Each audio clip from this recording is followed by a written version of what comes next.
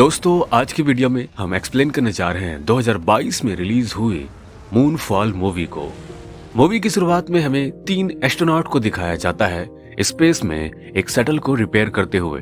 सब कुछ ठीक चल रहा होता है, तभी एक अजीब सी चीज इन लोगों की तरफ बढ़ने लगती है और उनकी शटल को हिट कर देती है, जिस वजह से उनका एक एस्ट्रोनॉट साथी स्पेस में ही कहीं गुम हो जाता है।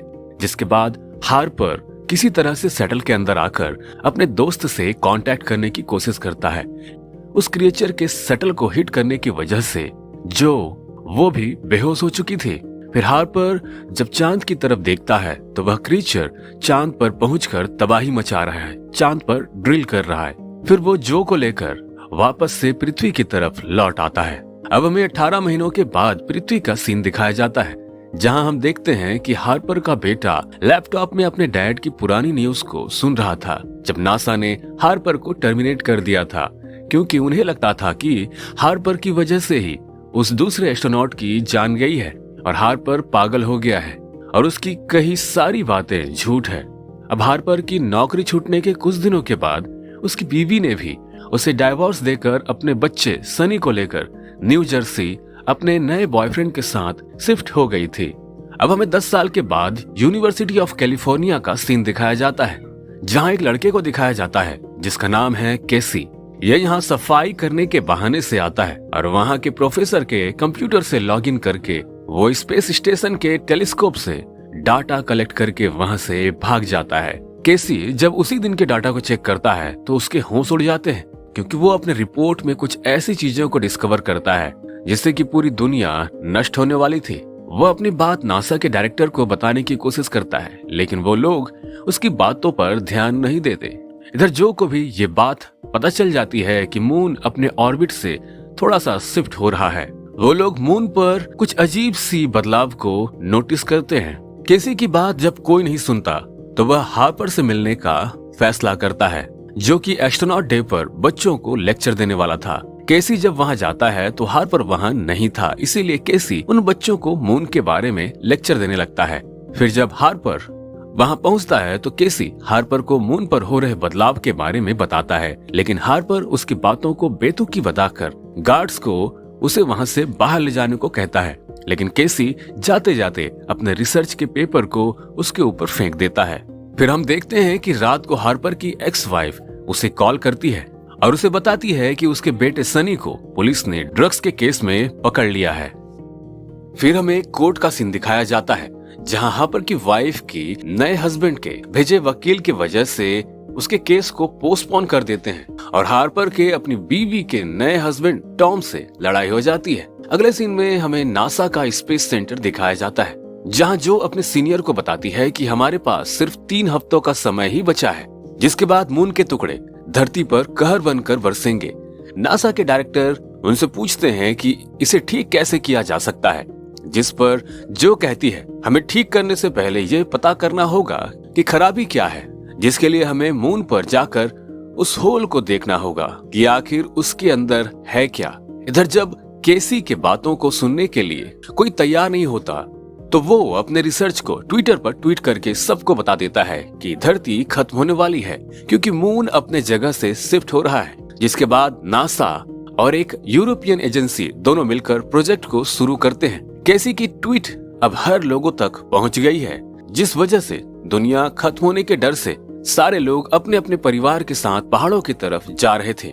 जब यह बात हार्पर को पता चलती है तो वह केसी से मिलने चला जाता है, जहाँ कुछ लोग केसी का लेक्चर सुनने के बहाने फ्री का नाश्ता खाने आए थे। नासा भी मून पर हो रहे बदलाव को देखने के लिए 3 एस्ट्रोनॉट को वहां भेजते हैं, लेकिन जब वो लोग एक रोवर को उस होल के अंदर भेजते हैं तो उस होल के अंदर से वही खतरनाक क्रिएचर निकलता है और उन तीनों के तीनों एस्ट्रोनॉट को बहुत ही बेरहमी से मार डालता है। जो जब उसे अपने स्क्रीन पर देखती है तो बहुत डर जाती है, क्योंकि कोई नहीं जानता था कि आखिर वह चीज है क्या। उसे देखने के बाद नासा के डायरेक्टर अपने पोजीशन को रिजाइन करके जो को दे देते हैं, क्योंकि उसे अपना आखिरी वक्त अपने फैमिली के साथ बिताना था। फिर हार्पर और केसी एक दूसरे से बातें करते हैं और हार्पर केसी की नॉलेज और सोच को देखकर दंग रह जाता है। अब मून हर राउंड के बाद अर्थ के और नजदीक आता जाता है। इसी दौरान मून के एक बार फिर से अपने ऑर्बिट से शिफ्ट होने की वजह से पृथ्वी पर एक बहुत बड़ी सुनामी आ जाती है। पानी इतना भर जाता है कि वह केसी के होटल तक पहुंच जाता है, जो कुछ डाटा को लेने के लिए नासा के टॉप सीक्रेट डाटा स्टोर में जाती है, जहां उसे एक साइंटिस्ट मिलता है। वो उसे बताता है कि वह एक एलियन टेक्नोलॉजी है जिसे हार्पर ने पहले भी देखा था, लेकिन उन लोगों ने उस बात को छुपाने के लिए उसे पागल करार देकर नौकरी से निकलवा दिया था। वह उसे यह भी बताते हैं कि उस टेक्नोलॉजी को रोकने के लिए ZX7 नाम के एक प्रोजेक्ट को चलाया गया था, लेकिन बजट ज्यादा होने की वजह से उसे बंद कर दिया गया। ये सब अपोलो 11 के लैंडिंग के बाद से पता चल गया था, पर नासा उसे कवर अप कर रही थी। वो साइंटिस्ट उसे कहते हैं अब हम कुछ नहीं कर सकते। इधर दूसरी तरफ मिलिट्री चीफ डग, जो के पति भी हैं, वो मून पर न्यूक्लियर अटैक करने का प्लान कर रहे थे। इस पर जो कहती है अगर ऐसा हुआ तो मून के टुकड़े अर्थ पर भी गिरेंगे और दुनिया तबाह हो जाएगी। लेकिन वो लोग जो की बातों पर ज्यादा गौर नहीं करते, नहीं मानते उसकी बातों को। फिर जो क्या करे, अपने बेटे को एक एयर टिकट को सौंप कर उसे उसके डैड के एक मिलिट्री बंकर में ले जाने को कहती है और फिर अपने हस्बैंड से फोन करके ZX7 के बारे में पूछती है। फिर हम देखते हैं कि हार्पर को कुछ लोग जबरदस्ती लेने उसके घर में घुस जाते हैं। इस पर हार्पर कहता है कि केसी भी मेरे साथ चलेगा। वो लोग उसे जो के पास लेकर जाते हैं, जहां उन तीनों एस्ट्रोनॉट के साथ हुए उस हादसे की वीडियो दिखाते हैं। केसी कहता है यह जो कोई भी है वह मेगा स्ट्रक्चर के पावर कोर के साथ कुछ छेड़खानी कर रहा है। केसी का मानना था कि मून को एलियंस ने बनाया है, तो अब जो केसी को पागल समझती है। जो हार्पर से कहता है मुझे दुनिया को बचाने के लिए तुम्हारी जरूरत है और मैं नासा के डायरेक्टर होने के नाते तुम्हें तुम्हारी नौकरी वापस लौटा रही हूँ। लेकिन हार्पर कहता है मैं इसे एक ही शर्त पर करूंगा, जब तुम मेरे बेटे को छुड़वा दोगे। नेक्स्ट सीन में हम देखते हैं कि हार्पर और जो एक म्यूजियम से पुराने सेटल को निकालकर उसकी मरम्मत करवाते हैं। वहाँ मिलिट्री के कुछ लोग भी आते हैं। वह उन्हें चांद पर ले जाकर अटैक करने के लिए एक बॉम्ब भी देते हैं। हार्पर सारे लोगों को अपना प्लान बता देता है कि हम लोग मून पर जाकर इलेक्ट्रॉनिक एसोलेटर के जरिए उस नैनो पार्टिकल क्रिएचर को बाहर निकालेंगे। जैसे ही वो बाहर आएगा हम उसे बॉम्ब से उड़ा देंगे। तभी हार्पर का बेटा सनी भी जेल से वापस लौट आता है, लेकिन सनी उनके प्लान को सुनने के बाद खुश नहीं होता, क्योंकि उसके पिता एक बॉम्ब को मून पर ले जाकर ब्लास्ट करने वाले थे। जो का हस्बैंड डग भी उसे फोन करके सेटल लॉन्च होने के बाद जिमी के साथ कोलोराडो आने को कहता है। सारी तैयारी चल ही रही थी कि तभी वहां एक बहुत जोरदार भूकंप आता है, जिससे कि उनके सेटल का एक इंजन खराब हो जाता है। इसके बाद जो निराश होकर सारे लोगों को काम बंद करने को कहती है और कोलोराडो अपने फैमिली के पास लौटने को कहती है। वो लोग भी वहां से निकलने वाले थे, क्योंकि अब उनका मिशन फेल हो चुका था। ऑलमोस्ट सारे लोग जा चुके थे, लेकिन केसी और कुछ लोग अभी भी वहां काम कर रहे थे। जब जो उनसे कहती है कि तुम क्यों नहीं गए, सब खत्म हो चुका है, तो केसी उन्हें अपना प्लान बताता है। वो कहता है कि जब चांद दोबारा से पृथ्वी के करीब आएगा तो हम उसी वक्त एक ही इंजन से टेक ऑफ कर सकते हैं, जैसे कि चांद का ग्रेविटेशनल फोर्स अपने आप हमें ऊपर लिफ्ट करने में मदद करेगा। जो यह प्लान हार्पर को बताती है और कहती है मैं भी तुम्हारे साथ जाऊंगी, क्योंकि बाकी के सारे क्रू मेंबर्स वहां से जा चुके थे। हार्पर कहता है कि केसी भी हमारे साथ जाएगा, क्योंकि मेरे ख्याल से हमें एक ऐसे इंसान की भी जरूरत पड़ेगी जो सारे कैलकुलेशन को समझकर प्रॉब्लम सॉल्व कर सके। फिर जो और हार्पर अपने बच्चों को मिस्ली के साथ मिलिट्री बंकर में भेज देते हैं और जाते जाते हार्पर अपने बेटे को सेफ्टी के लिए एक गन भी देता है। फिर सनी उन लोगों को लेकर डग के पास उसी मिलिट्री बेस में जाने के लिए तैयार हो जाते हैं। केसी भी स्पेस में जाने से पहले अपनी मॉम से फोन पर बातें कर लेता है। उनके सेटल के लॉन्च होने से पहले एक बहुत बड़ी ग्रेविटेशनल सुनामी उनकी तरफ बढ़ने लगती है, लेकिन वह लोग पानी को चीरते हुए आसमान में लिफ्ट कर जाते हैं। उनका स्पेस शटल जैसे ही मून के ऑर्बिट में पहुंचता है, वह लोग एक इंजन के साथ मून की तरफ तेजी से लिफ्ट होने लगते हैं। इधर जब ये बात जो के हस्बैंड डग को पता चलता है कि उसकी बीवी मदद करने चांद पर चली गई है, तो वह बहुत घबरा जाते हैं। और इधर दूसरी तरफ कुछ लोग सनी के कार को भी लूट लेते हैं और हम ये भी देखते हैं कि पृथ्वी पर चांद के छोटे छोटे टुकड़े आग के गोले की तरफ बरसने लगे हैं। अब हम देखते हैं कि हार्पर चांद के उस होल तक पहुंचकर लैंडर को उस होल में लॉन्च कर देता है। लेकिन जैसे ही वह नैनो पार्टिकल बाहर आते हैं, वह रोवर को छोड़कर सैटल पर अटैक कर देता है। हार्पर फौरन सारे इलेक्ट्रॉनिक सिस्टम को बंद कर देता है, जिससे कि वो क्रीचर वहां से चला जाता है। तब हार्पर उनसे कहता है कि इसका मतलब उस इलेक्ट्रॉनिक एनवायरनमेंट में ऑर्गेनिक मैटर को ढूंढने के लिए उस नैनो पार्टिकल को बनाया गया है, और वह ऑर्गेनिक मैटर हम हैं। उसे अटैक करने के लिए एक ऑर्गेनिक मैटर और एक इलेक्ट्रॉनिक एनवायरनमेंट दोनों एक साथ में चाहिए। इसीलिए उसने लैंडर को छोड़कर हमारे ऊपर हमला किया, जो उन्हें बताती है कि हमें जल्दी करना होगा क्योंकि मिलिट्री वाले बहुत जल्द मून पर अटैक करने वाले हैं। इधर सनी और जिमी मिसेल को लेकर अपने सौतेले बाप टॉम के पास पहुंच जाता है, लेकिन उस एरिया में भी चांद के बड़े बड़े टुकड़े गिरने लगते हैं, और तभी उन्हें पता चलता है कि उस जगह पर सांस लेने के लिए हवा कम होने वाली है। वो लोग आसपास के घरों से ऑक्सीजन लेकर पास मिलिट्री बंकर में जाने का फैसला करते हैं। फिर जब वो लोग सिलेंडर लेकर निकल रहे थे कि तभी वही लोग एक बार फिर से उनसे ऑक्सीजन छीनने के लिए आ जाते हैं, जिन्होंने सनी से पहले कार को छीना था।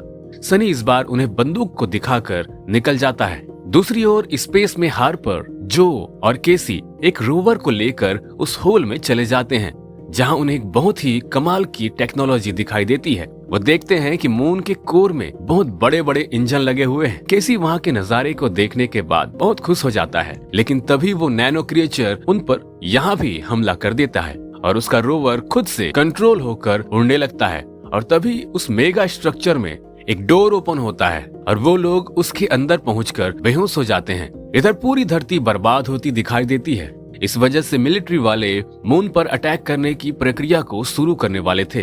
दूसरी तरफ मून पर जब केसी और जो को होश आता है और वो क्रीचर बाहर से शेल्टर के दरवाजे को जोर जोर से हिट कर रहे होते हैं और अंदर आने की कोशिश कर रहे होते हैं। इधर हार्पर को होश आता है तो वह किसी और जगह पर था, जहाँ पर वो अपने बेटे सनी के बचपन को देखता है। हार्पर पूछता है कि कौन हो तुम?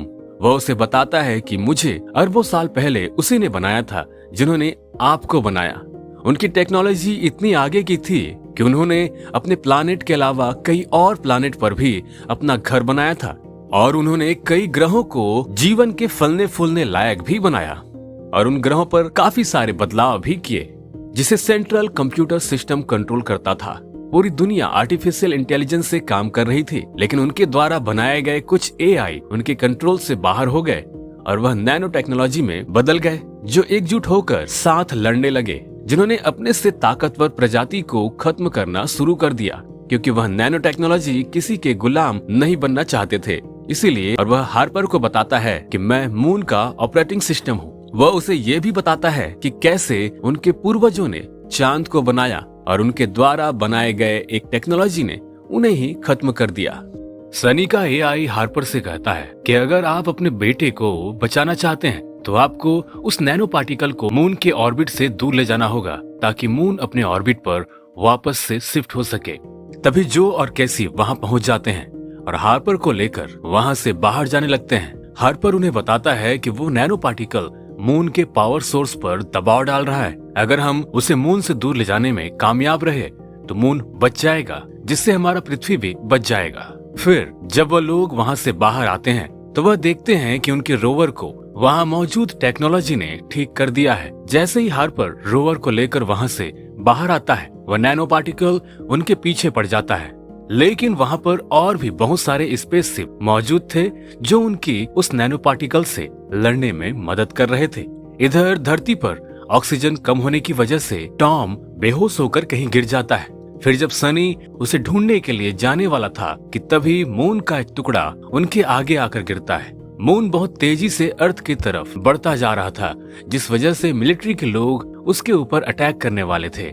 लेकिन डग उन्हें ऐसा करने से रोकता है और वह कहता है कि मेरी बीवी अभी भी वहां पर मून पे है और मुझे अपनी बीवी पर पूरा भरोसा है। पूरा अर्थ खत्म होते दिख रहा था। चांद के बड़े बड़े टुकड़े अर्थ से आकर टकरा रहे थे। इधर अब स्पेस में हार्पर केसी और जो से कहता है कि तुम दोनों रोवर को लेकर यहाँ से बाहर निकल जाओ। मैं बॉम्ब को तैयार करके लैंडर के साथ यही रुकूंगा।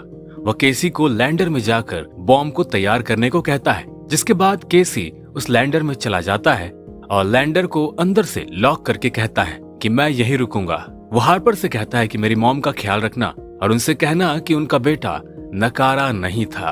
और फिर केसी लैंडर से रोवर को अलग कर लेता है और जैसे ही वो क्रिएचर उस लैंडर के करीब आता है, केसी बॉम्ब को ब्लास्ट कर देता है, जिससे बेचारा केसी उन नैनो टेक्नोलॉजी के साथ साथ मारा जाता है और मून एक बार फिर से अपनी ऑर्बिट पर लौटने लगता है, जो रोवर को लेकर उस होल से बाहर निकल आती है। अब फाइनली सब कुछ नॉर्मल हो जाता है। हार्पर और जो भी धरती पर वापस लौट आए, वह दोनों अपने बच्चों से मिलकर बहुत खुश होते हैं। मूवी के एंड में हम देखते हैं केसी मरने के बाद मून के उस टेक्नोलॉजी का हिस्सा बनकर हमेशा के लिए अब वहीं रहने वाला है। दोस्तों, उम्मीद करता हूँ आप लोगों को ये मूवी अच्छी लगी हो, समझ में भी आ गई हो। अगर कोई भी क्वेश्चन आपका है तो कमेंट बॉक्स में जरूर लिखिए। चैनल को सब्सक्राइब, वीडियो को लाइक जरूर करें।